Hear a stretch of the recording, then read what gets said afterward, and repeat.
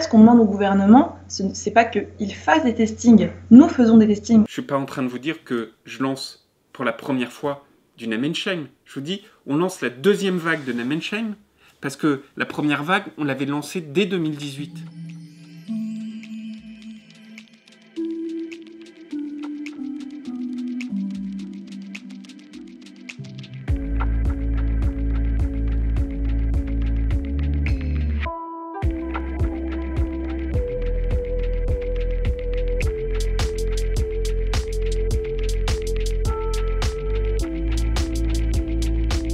Il y a encore de la discrimination à l'emploi.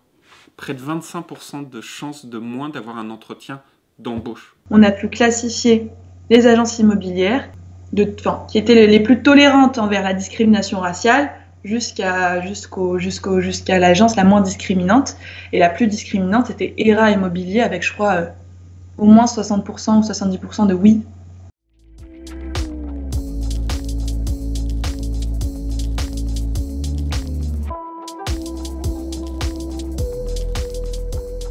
Chaque année, on alerte, on porte plainte, on entame des démarches juridiques. Quand est-ce que l'institution va nous écouter? Entamer des pourparlers fructueux et pas seulement pour faire beau.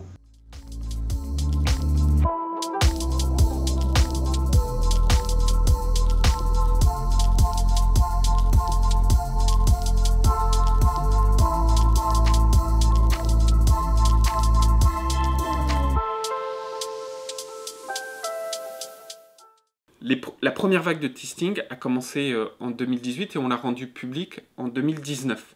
La seconde vague commence maintenant et on rendra là aussi les résultats publics.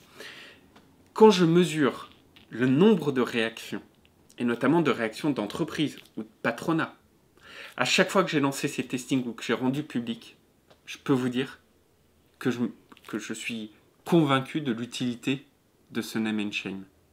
Je le mesure ne serait-ce qu'au nombre de réactions de personnes me disant « Oh là là, mais qu'est-ce que c'est que ça? Non mais attendez, non mais peut-être que... » etc. etc.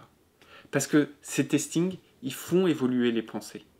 Et puis, au-delà de ça, ce que je vois aussi, c'est que depuis qu'on a lancé toute cette dynamique, des dizaines d'entreprises se sont inscrites dans une très belle initiative en faveur des jeunes, des moins jeunes, issus de la diversité ou vivant dans nos quartiers, qui s'appelle l'initiative Pacte. En fait, oui, il faut stigmatiser les comportements racistes. Oui, il faut stigmatiser les comportements discriminatoires. Il faut bien les marginaliser un maximum pour les éradiquer. C'est comme ça qu'on les fait sortir de la société. Enfin, on ne va pas quand même les tolérer et dire « Ah, c'est pas bien, mais t'inquiète pas ». Enfin non, bien sûr que non. Il faut les marginaliser, il faut les sanctionner, il faut les punir, il faut les marginaliser de manière juridique et politique dans la société.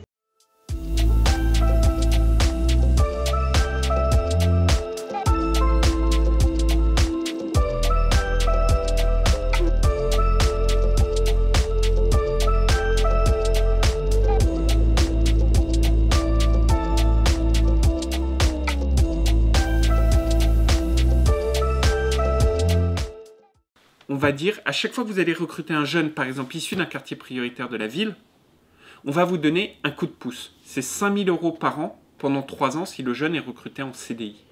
Et ce faisant, on va réussir à casser les habitudes au final, à changer les mentalités en cassant ce qui est de plus habituel dans les processus de recrutement. Donc ça ne sont pas des quotas, c'est un moyen d'inciter à aller explorer de nouveaux réseaux pour, in fine, faire grandir son entreprise avec d'autres hauts potentiels, d'autres personnes qui apportent à l'entreprise. Alors, le problème, c'est que on veuille faire en sorte d'introduire de la diversité dans ces entreprises qui discriminent, ou alors de mettre fin à la discrimination dans cette entreprise. Je pense que c'est mettre fin à la discrimination dans cette entreprise. Enfin, moi, il y a quelque chose que je trouve assez fou. La discrimination positive, elle est souvent abordée de manière, oui, mais au moins, ça permettrait de la représentativité. Cette représentativité, elle est importante. Elle n'est pas à nier.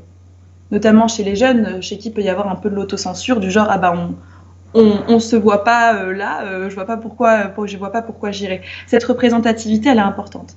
Mais cette représentativité, elle sera quand on fera peur aux gens qui discriminent, quand on va sanctionner concrètement les personnes qui font de la discrimination raciale.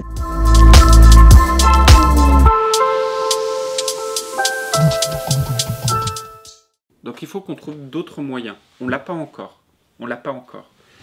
Mais c'est non pas la discrimination à l'embauche, mais la discrimination au sein de l'entreprise.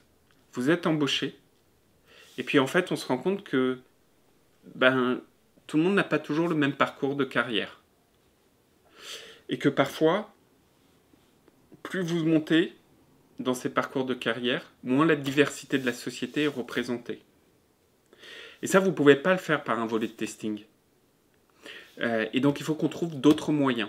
Il faut qu'on permette aux entreprises de mesurer cette diversité dans cette évolution au sein des entreprises. Donc ça, c'est un chantier qu'on a ouvert, qu'on ne fera pas par le testing, mais sur lequel on travaille aujourd'hui, parce qu'il faut là aussi apporter des solutions. Après, il y a tout un débat de savoir, mais alors, si on dit ça, est-ce qu'il faut faire des statistiques ethniques ? Moi, je crois beaucoup plus à ce qu'on appelle les statistiques géographiques.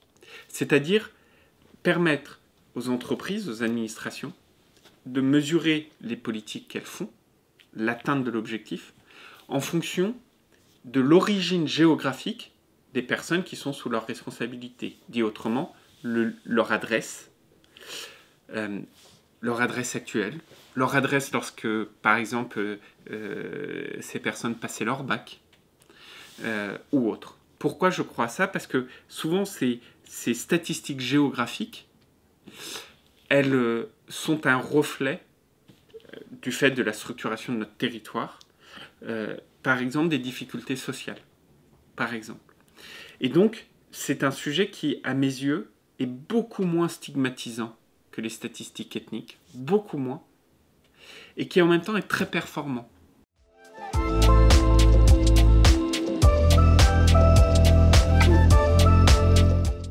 La discrimination raciale, elle doit obtenir un cadre juridique beaucoup plus efficient, beaucoup plus efficace. Donc parfois, en fait, soit on fait face à un maillage juridique qui est beaucoup trop ample, comme celui des discriminations raciales ou de la discrimination au logement, qui est beaucoup trop ample et qui laisse passer beaucoup trop de choses, ou alors on a un maillage juridique qui est correct, mais qui n'est pas respecté. Donc là encore, ça questionne le rôle du gouvernement et de l'État. Le rôle du gouvernement et de l'État, c'est comment faire respecter ces lois antiracistes, comment les rendre efficaces davantage, et comment même mettre en place de nouvelles lois antiracistes. C'est ça ce qu'on demande, c'est pas très compliqué.